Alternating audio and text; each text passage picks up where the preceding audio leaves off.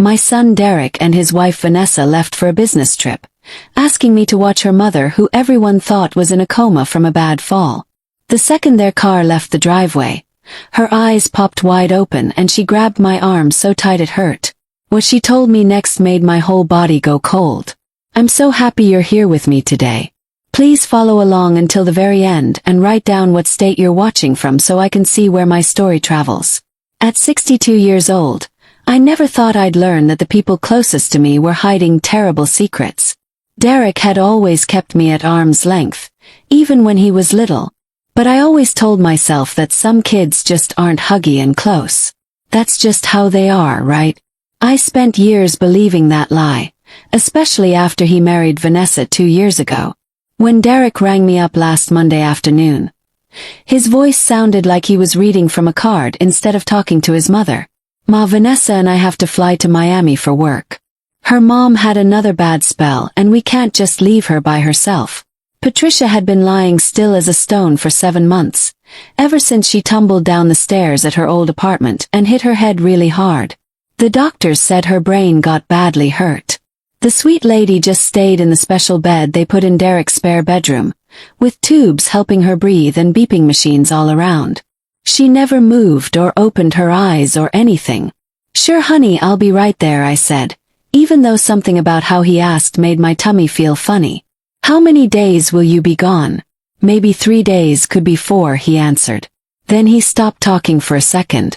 "The home nurse comes in the morning and evening to check on her and give her medicine. You just need to stay in case something goes wrong." I should have asked him more questions right then. I should have wondered why they didn't just pay someone to stay there all day and night if Patricia really needed someone watching her constantly. But I felt so glad that Derek needed me to help with something that I pushed away the worried feelings in my head. On Wednesday morning, I showed up at Derek's big house across town with my little suitcase. That house always made me feel uncomfortable even though everything in it cost a lot of money and looked pretty. Vanessa met me at the front steps wearing her fake smile. The kind that doesn't make her eyes look happy at all. "Oh, thank you so much for coming, Margaret," she said in a voice that sounded like she practiced it in the mirror. "Mom has been really quiet lately. The doctors tell us she's doing okay for now, but we just can't leave her alone even for a minute." Derek walked up behind her, already looking at his fancy watch. "We need to leave in 2 hours to catch our plane. The nurse, Miss Chen, comes at 8 in the morning and 5 in the afternoon every single day. All her pills and stuff are lined up in the kitchen with labels." I followed them down the hallway to the extra bedroom where Patricia was lying so still in the hospital bed. Machines made soft beeping sounds, watching her heart and how she was breathing. Her gray hair was brushed nice and neat and someone had put light pink color on her lips. She looked peaceful, like she was just sleeping really deeply. "She hasn't moved or made any sounds in so many months," Vanessa whispered as we stood next to the bed. "Sometimes I talk to her and hope she can hear me somewhere inside her head, but the doctors say she probably doesn't know anything anymore." The way Vanessa said those words made me look at her face more carefully. Her eyes looked mean when she stared down at her own mother, and that didn't match the worried sound in her voice at all. Derek kissed my cheek really quick without really meaning it. "We'll call you tonight to see how everything's going. All the important phone numbers are stuck on the fridge." Then they were rushing out, pulling their expensive suitcases across the shiny floor, and the big front door closed with a click that sounded scary somehow. I stood there in the empty hallway for a minute, listening to how quiet the house was. The only sounds were the beeping machines coming from Patricia's room. I walked back to check on her, fixing the blanket that had moved a little bit. I reached over to touch her forehead gently. Right when my hand touched her skin, Patricia's eyes flew open. I jumped back so fast I almost fell over. My heart started beating so hard and fast it hurt. Her green eyes looked right at me and they were awake and sharp and seeing everything. "Thank goodness you're here," she said in a scratchy whisper, but definitely awake and talking. I was starting to worry they'd never leave us alone. All the blood in my body felt like it disappeared. "Patricia, you're awake and talking." She tried to push herself up a little and made a face like it hurt. "Please help me sit up. I've been lying frozen like this for so long that my whole body aches and hurts everywhere." My hands were shaking as I helped put more pillows behind her back. My brain couldn't understand what was happening. But the doctors said Derek and Vanessa said you were in a coma and couldn't wake up. Patricia made a sad, angry laugh that sounded like she'd been hurt really badly. Oh, Margaret, there's so much you don't know about what's really going on here. She grabbed my hand hard. They want everyone to think I'm in a coma because that's what they need people to believe so their plan works. I don't understand what you mean, I whispered, sitting down hard in the chair. Patricia's eyes got wet with tears but her voice stayed strong. They've been putting drugs in me, Margaret. Every single day, sometimes 2 times, Vanessa sticks needles in me with medicine that knocks me out cold. She tells everyone the shots are from my brain doctor, but they're not real medicine. They're poison to keep me asleep. The whole room felt like it was spinning around and around. That can't be true. Why would they do something so awful? Because Patricia said so quietly I could barely hear her. They're taking all my money and everything I own. They need me to stay knocked out so I can't tell anyone or stop them from stealing. I stared at her with my mouth hanging open. My heart was pounding like drums in my ears. What do you mean taking your money? Patricia closed her eyes like she was trying to be strong. My bank money, my savings, my house up in Boston. They've been writing my name on papers when I couldn't, pretending I said they could have my money while I was supposedly asleep. They already moved $300,000 out of my retirement account. The big number hit me like someone punched me in the stomach. $300,000. But Derek would never do that. He's my boy. Your son, Patricia said in a kind voice but serious, is not the good person you think he is. And Vanessa, her voice got hard and cold, Vanessa is pure evil. I felt sick to my stomach like I might throw up. How do you know all this if they keep giving you drugs to stay asleep? Because sometimes I can fight the medicine just enough to hear them talking near me. They think I'm completely gone and can't hear anything. So they don't even bother leaving the room when they talk about their evil plans. Patricia squeezed my hand tighter. 2 weeks ago, I heard Vanessa on her phone laughing about how easy this has been. She told someone that the hardest part was pretending to cry at the hospital when the doctors talked to her. The room felt like the walls were pushing in on me. This can't be real. This has to be a bad dream. It gets even worse, Patricia whispered, and something in how she said it made me feel frozen like ice. They don't plan to keep doing this forever. I heard them fighting about when to let me naturally die. Those terrible words just hung in the air between us. I couldn't breathe right, couldn't think, couldn't believe what she was telling me. They want to kill you, I said, and the words felt wrong coming out of my mouth.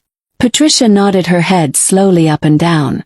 And Margaret, I think you might be in danger too. The silence after Patricia said that felt so loud it hurt my ears. I sat frozen in that chair, staring at this woman everyone thought was asleep, trying to make sense of what felt like the worst nightmare ever. What do you mean I might be in danger too? My voice came out so quiet. Patricia struggled to sit up straighter, and I moved to help her even though my hands were shaking like leaves. You're here as their proof, Margaret.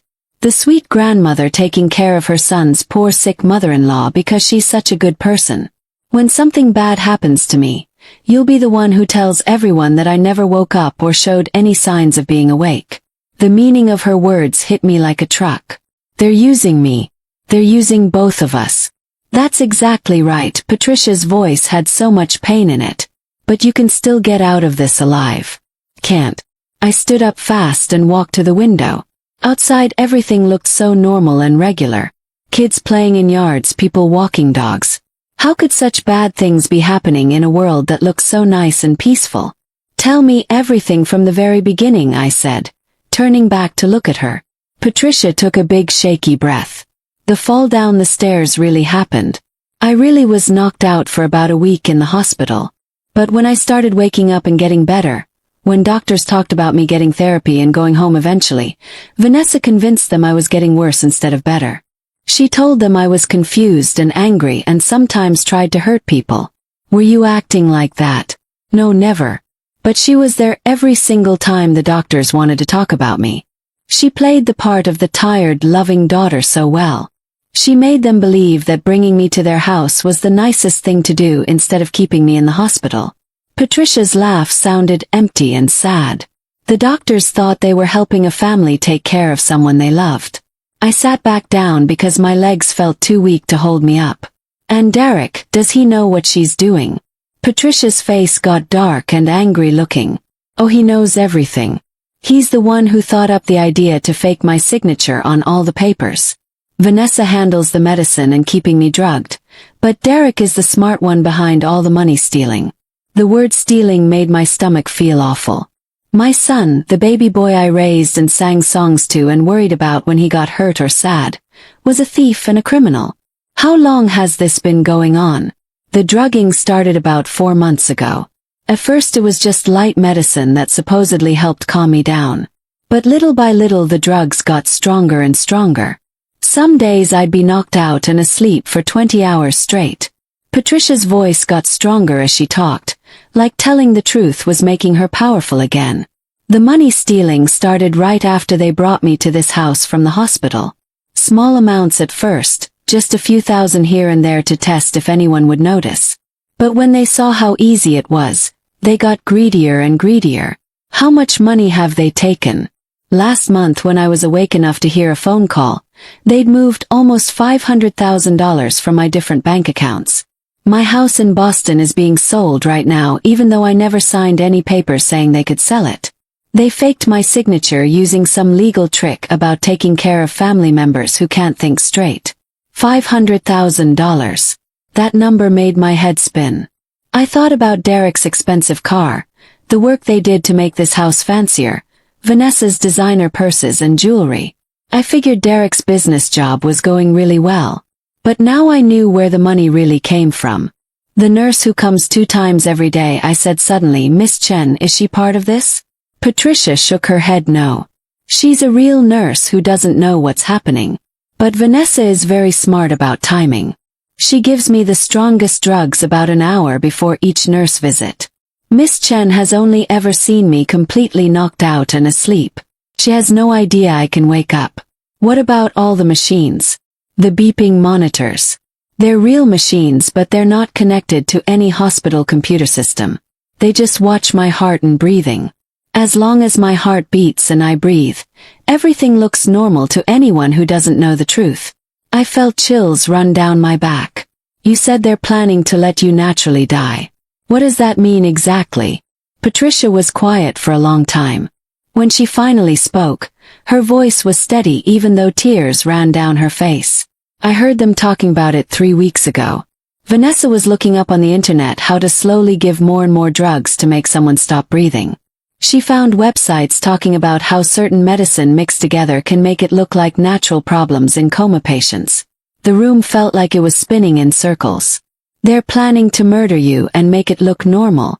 Yes, and they're going to make it seem like a sad but expected thing. The family tried so hard to save her, but sometimes people just die anyway. Patricia wiped her eyes with the back of her hand. Vanessa has already started telling Miss Chen that my breathing sounds worse lately, that my skin color doesn't look right. She's getting everything ready. I jumped up again because I couldn't sit still. We have to call the police right now. We have to make this stop. With what proof? Patricia asked gently. It's just my word against theirs. All the hospital papers support their story. The money transfers were all done with fake signatures that look real. And I'm supposed to be in a coma where I can't think or talk. But you're awake now. You can tell them what really happened. Can I? Or am I just a confused old lady with a hurt brain making up crazy stories about her nice family? Patricia's voice sounded like someone who had thought about this a million times. Vanessa was very careful to create fake records showing that my brain was getting worse and worse. She even had doctors write down that I have memory problems based on lies she told them about how I acted. How much time do you think we have before they do it? Based on what I heard them say, they plan to start the final killing part when they get back from this trip. They wanted me to have a few peaceful days with loving family before the tragic sudden turn for the worse. Patricia looked at me with eyes that were both scared and determined. They needed someone to watch who could tell everyone about my peaceful last days. That's your job in their plan. Understanding crashed over me like a giant wave. They didn't ask me to come help because they needed me. They needed someone to be their alibi. Perfect alibi too. Derek's devoted mother who loves his wife's family enough to give up her own comfort to help take care of an unconscious woman. Who better to promise that they were dedicated and sad when Patricia finally died from her injuries? Felt like I might be sick. All those times Derek called me over the last few months, asking how I was, if I needed anything, I thought he was finally getting closer to me and caring about me. He was keeping track of you, making sure you were dependable and wouldn't suspect anything wrong. Patricia's voice was gentle but honest. I'm sorry, Margaret, but your son has been tricking you just as much as he's been tricking everyone else. The last bit of hope I had been holding on to broke into pieces. Derek didn't need me. He didn't love me. He was using me as someone who didn't know she was helping with murder. What are we going to do? I whispered. Patricia grabbed my hand again. Her eyes burning bright with fierce determination I didn't expect. We're going to beat them at their own evil game. Over the next many hours, Patricia told me things that made my blood feel cold as ice. We talked in whispers even though we were alone, like the walls might hear us and tell Derek and Vanessa our secrets. The first time I knew something was really wrong was about 5 months ago. Patricia started, her voice getting stronger as she shared her story. I was starting to feel more like my normal self after the fall. The therapy was helping and I was remembering things more clearly. That's when Vanessa started telling the doctors I was having bad episodes. What kind of episodes? She said I would get violent and mean when she tried to help me with simple things like eating or getting dressed. She said I didn't recognize her, that I would scream and try to hit her. She even showed up to a doctor meeting with scratch marks on her arms. Patricia's voice was full of disgust. Scratches she made on herself to frame me. I felt sick imagining the acting performance Vanessa must have done. And the doctors believed her lies. Why wouldn't they? She was the exhausted daughter taking care of a hurt mother. She would cry during appointments, talking about how heartbreaking it was to see me so confused and angry. She even brought Derek to one visit to back up her lies. What did Derek say? Patricia's face got hard. He played his part perfectly. He talked about how difficult this was for Vanessa, how worried he was about her mental health from all the stress. He suggested that maybe medicine could help calm my supposed aggression so Vanessa could take better care of me. The planned way they lied was amazing in a terrible way. So the doctors gave you calming medicine. First, yes, gentle stuff. But Vanessa kept reporting that it wasn't working. She said I was getting worse, more violent, more confused. Every visit she painted a picture of a woman going crazy. Patricia stopped and closed her eyes like the memory hurt. The doctors started giving stronger and stronger medicine. That's when Vanessa began making her own shots. What do you mean her own shots? She would show the doctors the medicine bottles, let them see she was following their instructions. But she was also adding her own drugs, medicine she was getting from somewhere else. Patricia's voice dropped low. I think she has connections from her old job. Old job. She used to work at a nursing home for old people. She got fired about 6 years ago, though Derek never told me why. I found out later from a friend that there was some kind of investigation about patient medicines going missing, but they couldn't prove she took them. The pieces were coming together to make a picture so dark I could barely look at it. She's done this before to other people. Think so. And I think that's how she and Derek really met. Not at the bookstore like they told everyone, but through some connection to her work with helpless old patients. Patricia moved uncomfortably in the bed. Derek has always wanted easy money without working hard, even as a teenager. Remember when he got in trouble for selling answers to tests in high school? I did remember even though I tried to forget. Derek had been kicked out of school for a week, and I spent hours at the principal's office making excuses for him. I thought he grew out of that phase. He didn't grow out of anything. He just got better at hiding his true self. Patricia's voice was filled with sadness that went beyond her own situation. Margaret, I need you to understand something important. This isn't just about money for them. They enjoy doing this. The control, the lying, the power they have over someone helpless. What do you mean they enjoy it? Sometimes when they think I'm completely unconscious, they talk to me anyway.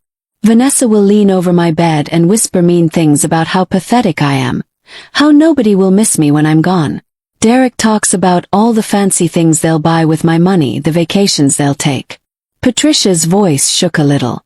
They've turned my suffering into their entertainment. I felt anger building in my chest, hot and fierce like fire. Those monsters. Last week when they thought I was deeply drugged, I heard them talking about their timeline. They want to finish this before Christmas because they already booked a fancy cruise ship vacation. They're using my money to pay for it and they want me dead so they can enjoy it without worrying. Cruise vacation. The casual way they were planning to celebrate her murder made me feel physically sick.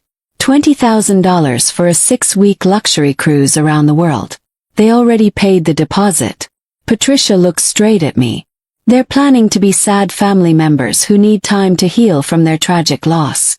The boldness of it was breathtaking. How do you know all these tiny details? Because they're not as careful as they think they are. When you believe someone is unconscious and can't hear, you stop watching how loud you talk. And when you're excited about your evil plans, you share details. Patricia managed a small, weak smile. They've basically confessed their whole plan to me over the last few months without knowing I could hear. What exactly is their plan step by step? Patricia took a deep breath like she was preparing herself to relive the scariest parts. Starting when they come back from Miami, Vanessa is going to begin writing down what she calls worrying changes in my condition. She'll call Miss Chen and maybe bring in another nurse for a second opinion. She's going to report that my breathing sounds labored, that my color is off, that she's noticed signs my organs are failing. But you're totally fine right now. Not for long if their plan works. She's going to increase the drug amounts to actually cause the symptoms she's reporting. Problems breathing, irregular heartbeats, signs that my body is shutting down. Patricia's voice was clinical, like she was talking about someone else's death instead of her own. The beauty of their plan is it will look completely natural. A brain-injured woman whose body finally gives up. How long do they think this will take?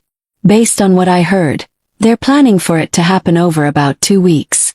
Long enough to seem natural but not so long that it becomes inconvenient for them. Patricia paused. They want me dead before New Year's Day. That was less than a month away. And what about after you're dead? What happens then? They inherit everything as my next of kin since Vanessa is my daughter. The house, the remaining money, my life insurance policy. They've already researched inheritance laws to make sure there won't be any problems. Patricia's voice got cold. They've even picked out my burial spot, the cheapest one they could find. No point wasting money on a dead woman, they say. I was shaking with rage and horror. We have to stop them. We have to find a way to prove what they're doing. I've been thinking about that for months, Patricia said. The problem is everything they've done has been very carefully planned. The hospital records, the money documents, even the people who can say I'm in a coma. It all supports their story. But we know the truth now. We know what's real. We know the truth, but proving it is completely different. Patricia looked at me with an expression that was both desperate and determined. That's why I need your help, Margaret. You're the only person who's seen me awake. You're the only one who knows what they're really doing. What do you want me to do? Patricia was quiet for a moment. When she spoke, her voice was stronger than it had been all day. I want you to help me gather evidence. Real proof. The kind that even the best lawyers can't explain away. How do we do that? They think they're so clever, but they've made one big mistake. Patricia's eyes had a fierce gleam in them. They trust you completely. Derek believes his sweet, innocent mother would never suspect anything bad. He thinks you're the perfect witness because you're too naive to see what's really happening. So we use that against them. Exactly right. Over the next few days before they come back, I need you to help me find proof of what they've been doing. Bank records, medicine bottles, anything that shows the truth about what they're stealing and planning. Patricia gripped my hand tightly. And when they come back and start the final phase of killing me, we'll be ready for them. What if they suspect something? What if they realize you're awake and can think? Patricia smiled, and for the first time since this nightmare started, I saw hope in her expression. Then we'll give them the best acting performance of their lives. We'll let them think they're winning right up until the moment we destroy them completely. The determination in her voice sent chills down my spine, but they weren't chills of fear anymore. They were chills of excitement and anticipation. For the first time in my whole life, I was going to fight back against people who used and tricked me. And we were going to win. The next 3 days passed in a blur of careful detective work. Patricia and I worked together like spies, gathering evidence whenever Miss Chen wasn't scheduled to visit. We had to be incredibly careful about timing. Patricia would pretend to be unconscious during the nurse visits, and I would play the role of the worried caretaker, asking normal questions about her condition. Miss Chen was a sweet woman in her 40s who genuinely cared about her patients. Watching her check Patricia's vital signs and tuck her blankets with such gentle care made me realize how completely Derek and Vanessa had fooled everyone. "Her breathing sounds steady today," Miss Chen said during her Thursday morning visit, writing notes on her chart. "How has she been through the night?" "Very peaceful," I answered, hating how easily the lies came now. "No changes that I noticed." After she left Patricia and I immediately got back to work. She told me where to look in the house for places where Derek and Vanessa had hidden proof of their crimes. "Check the safe in Derek's closet," Patricia whispered. "The code is 4792. That's where they keep the fake documents." I found exactly what she was talking about. Copies of legal papers, bank papers, and medical forms, all with Patricia's signature. But when I compared them to her real signature on some old birthday cards, the differences were obvious to anyone paying attention. "They practiced forging it," Patricia explained when I showed her what I found. "I caught Vanessa tracing my signature on practice paper months ago. When I asked her what she was doing, she said she was helping me write thank you cards for get well wishes. I believed her then." We also found records of the illegal drug purchases. Vanessa had been ordering sedatives through sketchy websites using fake doctor prescriptions and made-up names. The shipping records were all there hidden in a shoebox in their bedroom closet behind the winter coats. "She's been getting them delivered to different addresses," I told Patricia as I took pictures of everything with my phone. "Post office boxes, neighbors' houses when they're on vacation, even some to your old address in Boston before you moved here." "How much has she spent on all this poison?" I added up the receipts. Over $4,000 in the past 5 months. All paid for with money transferred from your bank account. The irony made me feel sick. They were using Patricia's money to buy the drugs to kill her with. But our most disturbing discovery came when I found Vanessa's notebook. She keeps a diary. Patricia asked when I told her what I'd found hidden behind cookbooks in the kitchen. Not exactly a diary, more like experiment notes. I felt sick reading it. She's been writing down everything.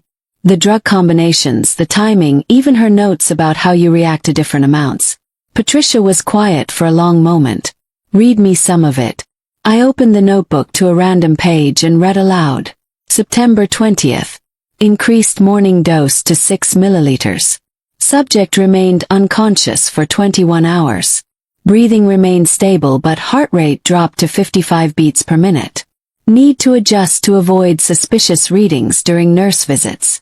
"She's treating me like a science experiment," Patricia said, her voice barely above a whisper. I turned to another page. September 27th. Subject showed signs of awareness around hour 18. Made soft moaning sounds when repositioned. Gave additional dose immediately. Note: may need to increase standard amount to prevent breakthrough consciousness. My God, Patricia. She's been studying how to keep you unconscious more effectively. What else does it say? I flipped through more pages, each entry more chilling than the last. October 5th. Discuss timeline with D. Agreed to begin final phase after Miami trip. Will document declining conditions starting November 15th. Estimate 12 to 14 days for complete respiratory failure. D. Excited about January cruise. Suggested upgrading to penthouse suite with our windfall. Patricia closed her eyes, but not before I saw tears forming. They're talking about my death like it's a vacation planning session. The final entry was the absolute worst. November 10th. M will be perfect witness to final days. Her testimony about peaceful final weeks will be crucial for any insurance investigations. D says his mother has always been easy to fool. She'll never suspect anything.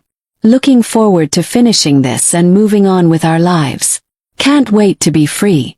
I set the notebook down, my hands shaking with rage. She calls you the subject and me am like we're not even real human beings to them. Because to them we're not real people.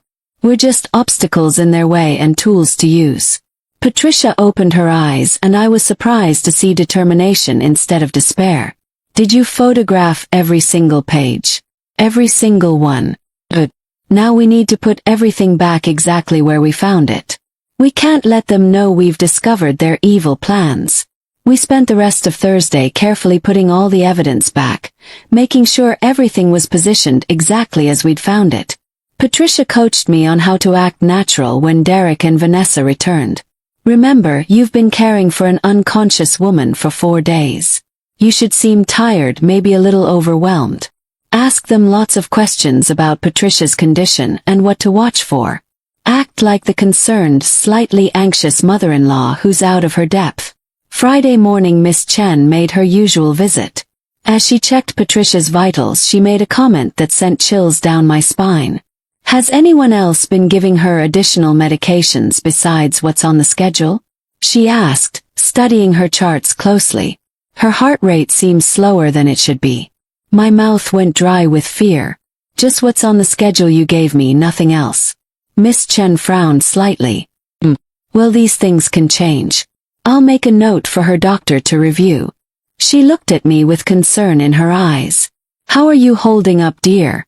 This can't be easy watching someone in this condition. I'm managing okay, I said, though inside I was screaming. She was seeing the effects of Vanessa's drugs without realizing what they really were or what they meant. After she left Patricia and I discussed what the nurse's observation might mean. They've been dosing you even while they're away on their trip. I realized with horror. There must be some kind of timed release system.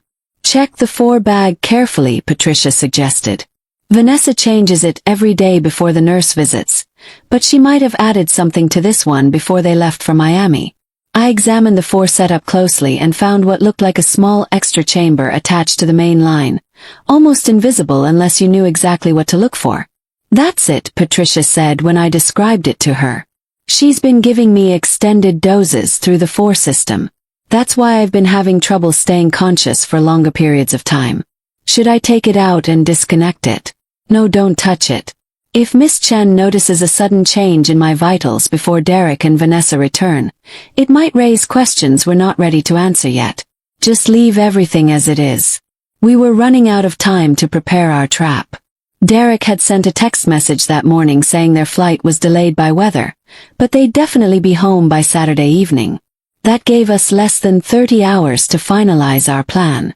What exactly are we going to do when they walk through that door? Asked nervously.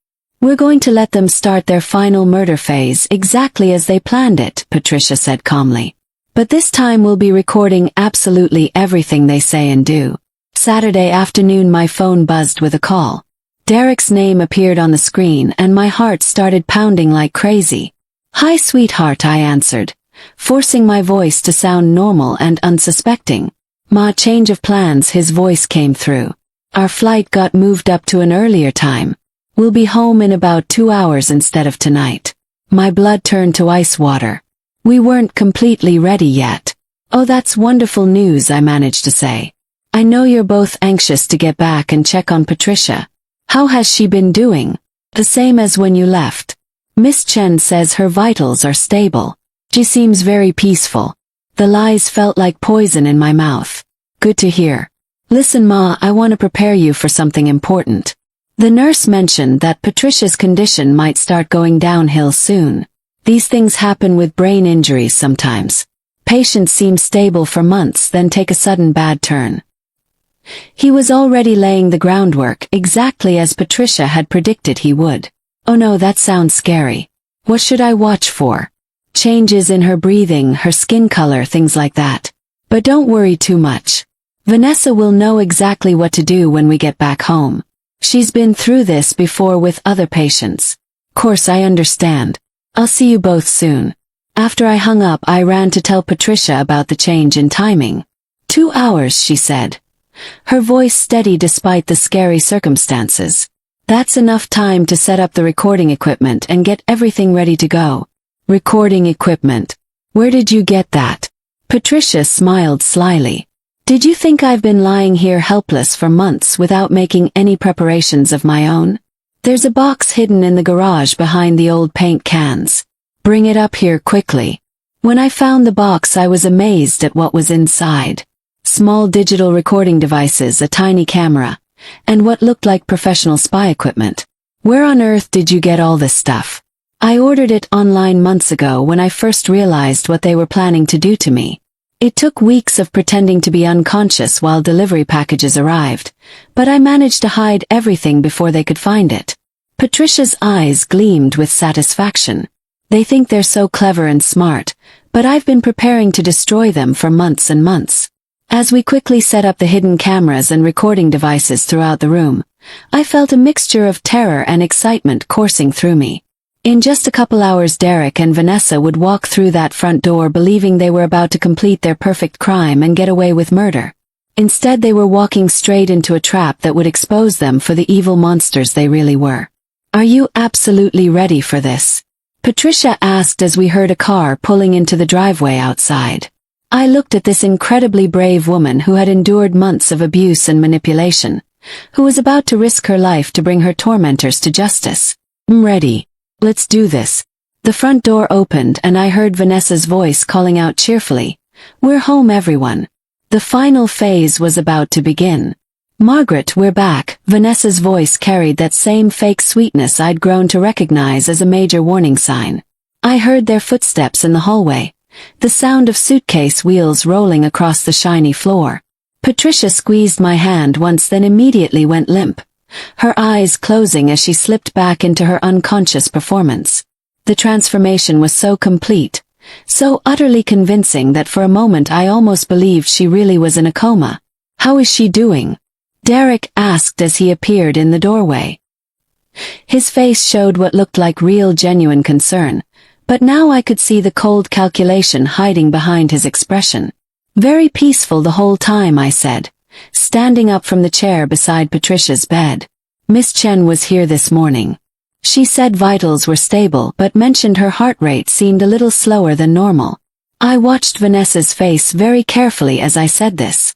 There was a quick flicker of something that looked like satisfaction before she rearranged her features into an expression of worry. "Oh dear," she murmured, moving to Patricia's bedside with theatrical concern. Sometimes that can be an early sign of changes in her overall condition. She placed her hand on Patricia's forehead with fake tenderness. "Poor mother. She's been fighting so hard for so long." Derek moved to stand beside his wife, and for a moment they looked like a devoted, loving couple worried about their family member. If I hadn't known the horrible truth, I might have been touched by their apparent grief and concern. "The nurse mentioned we should watch for any changes," I said carefully. "What exactly should I be looking for?" "Well," Vanessa said, still stroking Patricia's hair with phony affection, "with brain injuries like mother's, sometimes patients can take sudden turns for the worse without warning. Their breathing might become difficult. Their color might change. It's all part of the natural progression of her tragic condition." The way she said natural progression made my skin crawl with disgust. She was already preparing the false narrative for Patricia's murder. "Is there anything we can do to help her be more comfortable?" I asked, playing my part as the concerned but clueless mother-in-law. Derek and Vanessa exchanged a look that lasted just a fraction too long, and I knew they were communicating silently. "We just have to keep her as comfortable as possible," Derek said in a somber tone. "Make sure she's not experiencing any pain or distress. The medications help with that," Vanessa added smoothly. "I'll need to adjust her dosages based on how she's been responding while we were gone." I felt my pulse quicken with fear and anticipation. This was it. They were about to begin the final murder phase of their evil plan. "Should I stay longer to help? I could take some time off from work if you need me." "That's so thoughtful of you, Ma," Derek said, and for a split second I almost believed the warmth in his voice was genuine. "But you've already done so much for us. You should go home and get some well-deserved rest." Actually, Vanessa interrupted sharply, maybe Margaret should stay tonight. Just to make sure everything goes smoothly as we transition back to our normal care routine. Derek looked at her with surprise. This wasn't part of their original plan apparently. Vanessa, I think Ma has done more than enough already. No, I really insist. Vanessa's smile didn't reach her cold eyes at all. Family should be together during difficult times like these. Something in her tone sent major alarm bells ringing loudly in my head. This wasn't about wanting my help or company. This was about control and having their witness present. Of course I'll stay as long as you need me, I said, trying to keep my voice steady and calm. Whatever you both need from me. Over the next several hours I watched them settle back into their routine with mounting horror. Vanessa checked and double-checked Patricia's medications, making careful detailed notes about dosages and exact timing. Derek spent time on his laptop and I caught glimpses of what looked like travel websites and bank account statements. During dinner, Chinese takeout food eaten mostly in tense silence, Derek's phone buzzed with a text message. He glanced at it and smiled in a way that made my stomach turn over. Good news? Vanessa asked curiously. The cruise line confirmed our suite upgrade. Penthouse level with a private balcony overlooking the ocean. He looked over at me and added casually, we're taking a long, well-deserved vacation after the holidays. We've been under so much stress with Patricia's condition lately. That sounds absolutely wonderful, I managed to say through gritted teeth. You both definitely deserve a nice break. The casual way they discussed their murder celebration vacation while sitting just yards away from their intended victim was breathtaking in its pure cruelty. Later that evening as we sat in the living room, Vanessa began what sounded like a carefully rehearsed speech. Margaret, I want you to know how much it means to us that you've been so involved and helpful in Mother's care, she said in a sugary voice. It really shows what kind of wonderful person you are. She's always been so dependable and caring, Derek added, reaching over to pat my hand in a gesture that made my skin crawl. Even when I was growing up, Ma was always there whenever we needed her for anything. The irony of his words wasn't lost on me at all. I had been there when he needed me to provide perfect alibis for his crimes. I just want to help however I can, I said softly, playing my role. You've helped more than you could possibly know. Vanessa's voice dropped to a more serious tone. But I need to prepare you mentally for what might happen over the next few days and weeks. What do you mean by that? I asked, pretending ignorance. Derek leaned forward with a grave expression on his face. Sometimes with brain injuries like Patricia's, patients seem stable for months and months, then suddenly take a dramatic turn for the worse. Their body systems start failing one by one without warning. It's absolutely heartbreaking, Vanessa added, dabbing at her dry eyes with a tissue for effect. But it's also a kind of blessing in a way. Mother won't have to suffer much longer in this vegetative state. They were so convincing, so well practiced in their deception and lies. If I hadn't heard Patricia's true story, if I hadn't seen the damning evidence of their crimes with my own eyes, I would have believed every single word they said. Is there anything I can do to help during this difficult time? I asked, playing along perfectly. Just be here with us, Derek said earnestly. Having family around makes it so much easier to cope with loss. Vanessa nodded in agreement. And if anything happens, if Mother takes that sudden turn we're worried about, we'll need you to help us understand that we did absolutely everything we possibly could to save her. There was out in the open. The real reason they wanted me to stay close. They needed their perfect witness present for the final act of their murder play. Around 9 o'clock Vanessa announced it was time to give Patricia her evening medications and treatments. This might be a good learning experience for you, Margaret, she said as we walked together to Patricia's room. In case you ever need to help with her care again in the future. I watched in horrified fascination as Vanessa prepared the injection with practiced ease. She was so casual and comfortable about it, chatting pleasantly about the different medications and their supposed purposes while she drew liquid from multiple small vials into the syringe. This one is for pain management, she explained calmly, holding up one vial to the light. This is to help with muscle spasms and rigidity, and this one helps her sleep peacefully through the night without distress.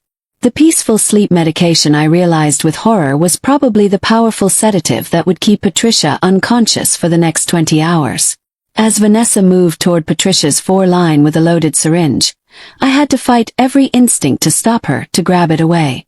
But we needed them to reveal more of their plan, and Patricia had insisted she could handle whatever they gave her for one more night. How long before it takes full effect? I asked, trying to sound merely curious.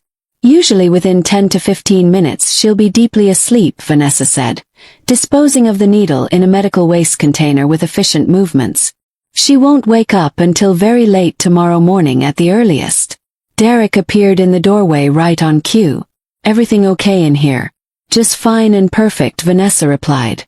Mother should rest very comfortably now. She smoothed Patricia's blanket with mock tenderness that made me want to scream. Sweet dreams, mother dear. As we left the room, I felt sick knowing that Patricia was already fighting off the powerful drugs coursing through her system, but I also felt a surge of deep admiration for her incredible strength and determination to see this through. Back in the living room, Derek poured himself an expensive scotch while Vanessa made herbal tea. The atmosphere felt almost celebratory, though they were clearly trying to hide it from me. I'm absolutely exhausted from traveling, Vanessa announced after finishing her tea in quick gulps. I think I'll turn in early tonight. Margaret, the guest room is all set up and ready for you. Actually, Derek said, setting down his glass with more force than necessary. I think we need to have an important conversation first.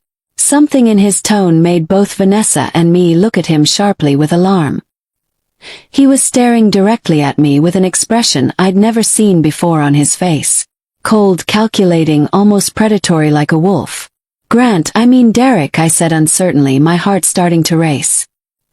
He walked to the window and pulled the curtains tightly closed, then turned back to face me with an intense stare. Ma, I need you to understand something very important about the situation here. Vanessa moved to stand beside him, and suddenly they looked less like a grieving, worried couple, and more like a dangerous team preparing for battle. What situation are you talking about? I asked, though my heart was already pounding with dread. The situation with Patricia's condition, Derek said slowly and deliberately, and your specific role in what's going to happen over the next few days. I don't understand what you mean, I said, playing dumb. Derek and Vanessa exchanged another meaningful look, and this time I saw something pass between them that made my blood run absolutely cold. Ma, Derek said, his voice taking on a tone I remembered from his teenage years when he was about to lie his way out of serious trouble.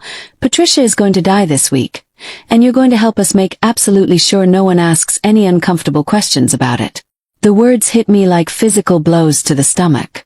Even though I'd known this was their plan, hearing Derek say it so casually, so matter-of-factly, made it real in a terrifying way. Derek, what are you talking about? Please don't scare me. Don't play dumb, Ma. Doesn't suit you at all. His voice was hardening now, losing all pretense of warmth or affection. You've been here for 4 days straight. You've seen Patricia's condition with your own eyes.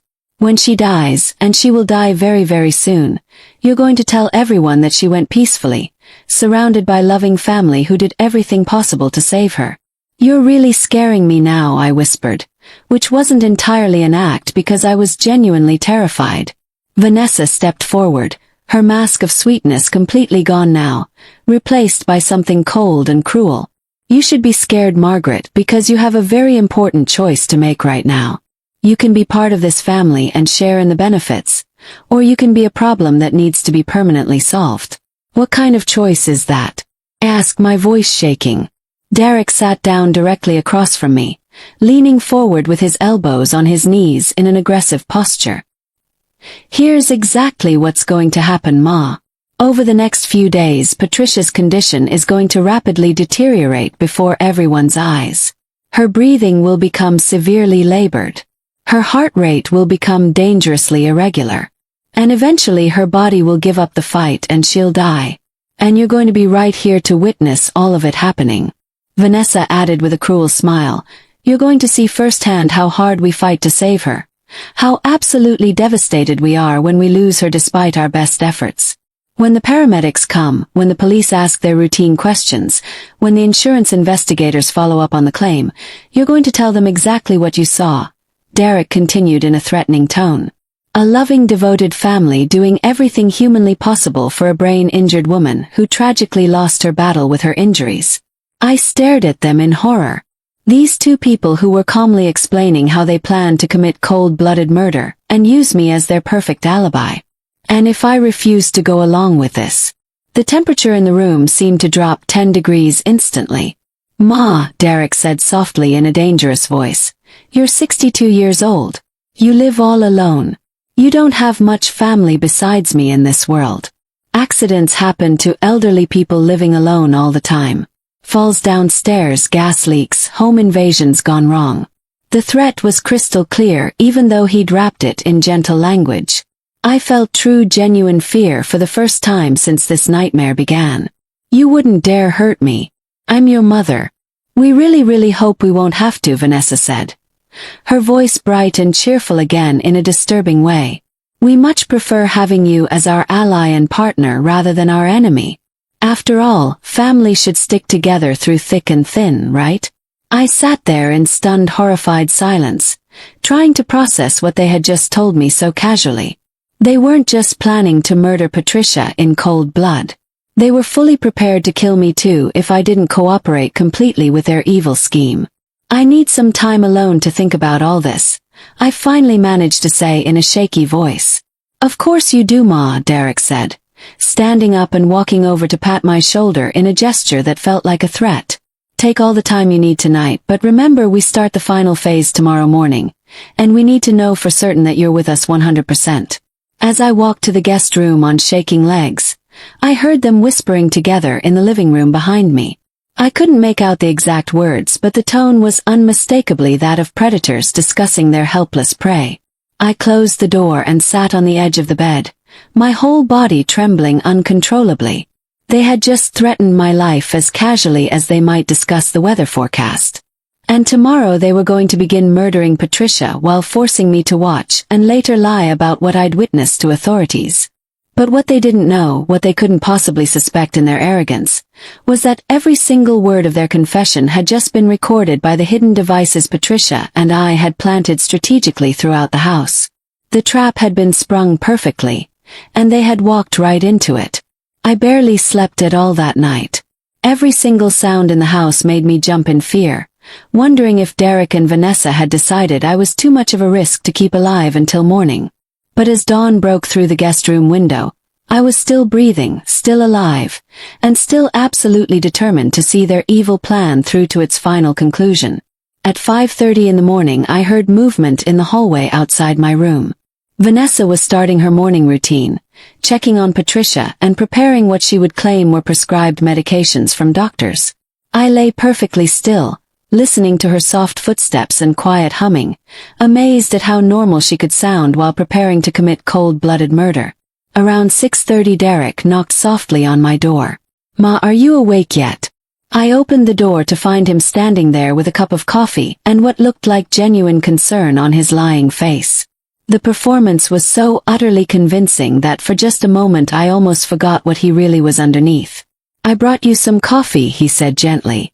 "I know last night was a lot of heavy information to process all at once." "Thank you," I said, accepting the cup with hands that only trembled slightly. "Have you thought carefully about what we discussed?" I looked into his eyes, my son's eyes, and saw absolutely no trace of the innocent boy I'd raised and loved. "Yes, I have, and I understand exactly what you need from me now." The words tasted like bitter poison in my mouth, but I forced them out. Derek's face relaxed into what might have been relief. "I knew you'd see reason eventually, Ma. Family has to stick together no matter what, especially during difficult times." "Course," I said softly. "I just want to help my family." "Good girl." "Vanessa is going to start documenting changes in Patricia's condition today. She might need you to witness some of those changes firsthand to confirm what you've observed." "I understand completely. I'll do whatever you need." Derek patted my shoulder again in that gesture that now made my skin crawl with revulsion. "You're doing the right thing, Ma. This is what's best for everyone involved in the long run." After he left I got dressed quickly and made my way silently to Patricia's room.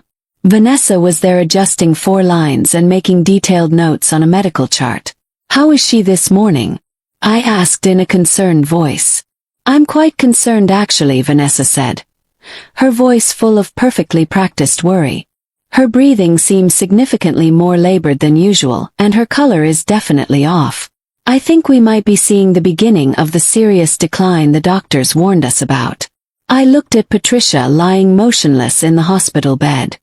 Her breathing did seem slightly more difficult, but I knew that was entirely due to whatever powerful drugs Vanessa had given her the night before. "Should we call Miss Chan to come check on her?" "I already did first thing this morning. She's coming by this afternoon to do a full reassessment." Vanessa made another note on her chart. I also called Dr. Harrison's office to let him know about the concerning changes in her condition. Dr. Harrison was Patricia's supposed neurologist, another part of their carefully constructed web of lies and deception. I wondered if he even existed at all or if Vanessa was managing that deception too. "What can I do to help right now?" "Just keep a close watch over her while I prepare her morning medications and treatments. If you notice any changes at all in her breathing or color, let me know immediately so I can document them." I sat beside Patricia's bed, gently holding her hand. To anyone watching, I looked like a caring family member providing comfort and support. But I was actually checking for the subtle signs we'd arranged beforehand. A slight pressure of her fingers to let me know she was conscious and alert inside her chemically induced prison. The pressure came, barely perceptible to anyone else, but definitely there and reassuring. Patricia was awake, aware, and ready for whatever came next. Over the next several hours, Vanessa orchestrated what could only be called a masterpiece of calculated deception. She documented steadily declining vital signs, noted changes in Patricia's breathing patterns, and called in concerned reports to medical professionals who I suspected existed only in her vivid imagination. "I'm worried about possible fluid building in her lungs," she told someone on the phone, supposedly Dr. Harrison's nurse. "Yes, I know it's a very common complication with prolonged bed rest in coma patients. Should we consider increasing the respiratory therapy treatments?" Derek played his part absolutely perfectly too, acting like a devoted son-in-law struggling with the impending loss of his wife's beloved mother. He made tearful phone calls to imaginary relatives, updating them on Patricia's rapidly deteriorating condition with fake emotion. "I think we should prepare ourselves mentally and emotionally," he told me around lunchtime with a sad face. "Vanessa thinks it might happen within the next 24 to 48 hours at most." "So soon?" I managed to gasp convincingly, playing my assigned role as the shocked family member. "These things can progress very quickly once the decline starts," he said, reaching over to squeeze my hand in false comfort. "But at least she won't have to suffer in this state much longer." Miss Chan arrived exactly as scheduled at 1 o'clock in the afternoon. I watched nervously as she examined Patricia thoroughly, wondering if she would notice anything suspicious about the supposed rapid deterioration. "Her oxygen saturation is significantly lower than I'd like to see," she said, frowning at her equipment with concern. "And her heart rate is much more irregular than previous visits. These can definitely be warning signs of serious organ stress and potential failure." "What does that mean exactly?" I asked, though I already knew she was observing the direct effects of Vanessa's poisonous drugs. "It could mean her body is starting to shut down gradually," Miss Chen said gently and sympathetically. "I'll need to call Dr. Harrison right away and see if he wants to make any adjustments to her care plan or medications." After she left, Vanessa seemed quite pleased with how the visit had gone. "See how perfectly it works," she said to me quietly when we were alone. "The nurse is documenting everything in official records. When this is all over, there will be a clear, complete medical trail showing natural progression of her deteriorating condition. No one will question anything." That evening, as we sat down for what I knew would be our last family dinner together, Derek opened an expensive bottle of wine to celebrate what he called getting through another difficult day. "To family," he said, raising his glass high. "To family," Vanessa echoed with a fake smile. "To family," I repeated, though the word felt completely hollow and meaningless in my mouth now. As we ate dinner, they continued to discuss their future plans with the same casual cruelty I'd come to expect from them. The luxury cruise, the beach house they wanted to buy with Patricia's stolen money, The new sports car Vanessa had already picked out online. "We're thinking of moving to California after everything settles down completely," Derek said casually. "Fresh start somewhere new, you know. Too many sad, painful memories here in this house." "What about me?" I asked, playing into their assumption that I would be part of their ongoing deception for life. Derek and Vanessa exchanged one of their meaningful looks.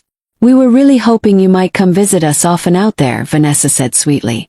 "Maybe even consider relocating eventually to be closer. Family should stay close together, especially after going through something this traumatic together." They wanted to keep me close where they could constantly monitor me, make sure I never decided to tell the truth about what I'd witnessed. "That sounds wonderful," I said, smiling at them both while hatred burned in my heart. Around 8:30 Vanessa announced it was time for Patricia's evening medications and final treatments. "This might be the very last dose we give her," she said quietly with fake sadness. "I'm going to significantly increase the respiratory suppressants. If her body is already struggling like we've seen, this should ease her peaceful transition." Transition. Such a gentle, peaceful word for cold-blooded murder. I followed them to Patricia's room and watched as Vanessa prepared what I knew was a lethal cocktail of powerful drugs. She was even more careful this time, measuring exact precise amounts and making detailed notes about dosages for the record. "This is truly a merciful thing we're doing for her," she said as she drew the deadly mixture into a syringe. "She's already gone mentally, really. We're just helping her body catch up to what her mind already knows. It's what she would have wanted." Derek nodded solemnly in agreement. "It's absolutely what she would have wanted for herself." As Vanessa moved toward Patricia's foreline with a loaded syringe full of poison, I felt my heart pounding so hard I was certain they could hear it. This was the critical moment we'd been waiting for. The final undeniable proof of their intent to commit premeditated murder. "Wait," I said suddenly and loudly. They both turned to look at me in surprise, Vanessa's hand frozen halfway to the foreport. "I want to say goodbye to her first," I said, moving quickly to Patricia's bedside. "In case this is really it. In case she doesn't wake up after this dose." "Of course, Ma," Derek said softly. "Take all the time you need." I leaned over Patricia, pretending to whisper final tender words of comfort and goodbye. But what I actually whispered was one single word. Patricia's eyes snapped wide open instantly. The effect was absolutely electric and shocking. Vanessa screamed loudly and dropped the syringe, its deadly contents spilling across the floor. Derek stumbled backward, his face turning completely white with shock and terror. "Hello, Vanessa," Patricia said, her voice clear and strong as she sat straight up in bed, surprised to see me wide awake. For a long frozen moment no one moved at all. The three of us stared at Patricia as if she had literally risen from the dead, which in a way she had. "That's impossible," Vanessa stammered in shock. "You've been unconscious for 7 months. Your brain is damaged. You can't possibly be what? Can't think clearly. Can't remember things. Can't plan." Patricia swung her legs over the side of the bed with surprising grace and strength. "Oh, my dear Vanessa, I remember absolutely everything. Every single injection, every forged signature, every dollar you stole from me." Derek finally found his voice. "This is completely impossible. You're having some kind of bizarre episode. You're confused and disoriented." "Am I really?" Patricia reached over to the bedside table and picked up a small recording device, holding it up for them to see. "Then perhaps you can explain this evidence." She pressed play and suddenly the room filled with their own voices from the previous evening, clear as day. "Patricia is going to die this week, and you're going to help us make absolutely sure no one asks any uncomfortable questions about it." Derek's face went from white to gray. Vanessa looked like she might faint. "Keep listening, there's so much more," Patricia said calmly. The recording continued playing. "Over the next few days, Patricia's condition is going to deteriorate rapidly. Her breathing will become severely labored. Her heart rate will become dangerously irregular. And eventually her body will give up the fight." "You recorded us without permission," Vanessa whispered in horror. "For many months actually," Patricia confirmed with satisfaction.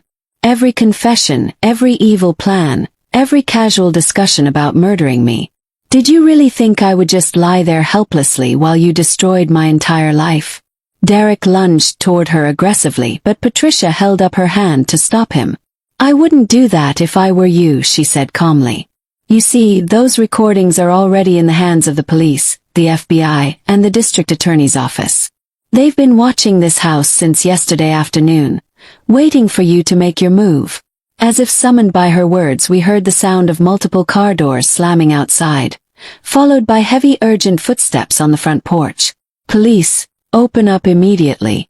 Vanessa collapsed into a chair, her face buried in her hands. Derek stood frozen like a statue, his mouth opening and closing like a fish gasping for air. You see, Patricia continued conversationally as the front door burst open violently and armed officers in tactical gear flooded into the house. I've been working closely with federal investigators for months.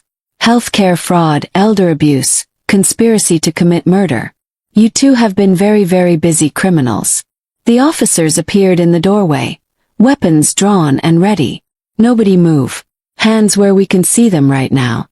Derek and Vanessa were handcuffed and read their rights while I watched in amazement and relief. The nightmare was finally over. As they were led away in handcuffs, Derek looked back at me with something like betrayal in his eyes. Ma, how could you do this to your own son? I stared at him, this stranger who had never really been my child, and felt nothing but relief. You're not my son anymore, I said quietly but firmly. My real son died a long time ago. You're just a criminal who happens to share my DNA. After the police left with their prisoners, Patricia and I sat in the quiet kitchen drinking hot tea and processing what had just happened. How long have you been planning this takedown? I asked in wonder. From the very first moment I realized what they were doing to me, Patricia answered. I contacted the FBI through a lawyer friend and we've been building this case ever since. They needed solid evidence of intent to commit murder. Your presence here as their intended witness was the final piece we needed to lock them away forever. What happens to them now? Now they go to federal prison for a very long time, Patricia said with satisfaction. Healthcare fraud alone carries a 25-year sentence. Add in the elder abuse, the massive theft, the conspiracy to commit murder. I shrugged. They'll be old and gray before they see freedom again. And all the money they stole has already been recovered and returned to my accounts. The FBI had been tracking every single transaction they made. Patricia reached across the table and squeezed my hand warmly. Margaret, I can never thank you enough for your help. Without your bravery, they would have gotten away with it completely. I thought about that, about how close they had come to pulling off the perfect crime. If I hadn't been there to witness Patricia's awakening, if I hadn't been brave enough to help her gather evidence, Derek and Vanessa would be planning their luxury cruise vacation right now while Patricia lay in a grave. What will you do now with your freedom? I asked. Live, Patricia said simply with a big smile. For the first time in months I can actually live without fear or drugs. And you? What will you do? I considered the question. 62, I was starting completely over. No son, no family obligations, no one to please or worry about except myself. I think I might travel, I said, surprising myself with the words. I've always wanted to see Australia. Patricia's eyes lit up with excitement. I've always wanted to see Australia too. Perhaps we could go together as friends. The idea sent a warm feeling through my chest. The first genuinely happy emotion I'd felt in months. Like that very much. Now I'm curious about you who listened to my story. What would you do if you were in my place? Have you ever been through something similar? Comment below. And meanwhile I'm leaving on the final screen 2 other stories that are channel favorites and they will definitely surprise you. Thank you for watching until here on Granny's Voice. Thank you for watching this video to the end. The story was written by me and narrated using AI female voiceover. I'd really appreciate your support. Please subscribe and leave a comment. May God bless you.